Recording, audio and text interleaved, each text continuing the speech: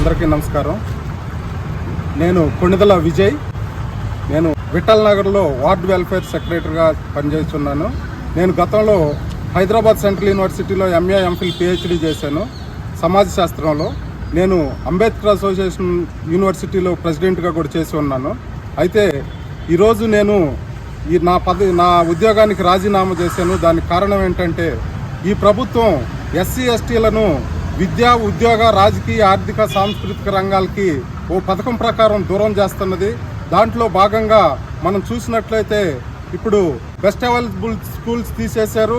మరి SC ST కార్పొరేషన్ని నిర్వీర్యం చేసి సంఘటనలు మనం చూస్తూనే ఉన్నాం.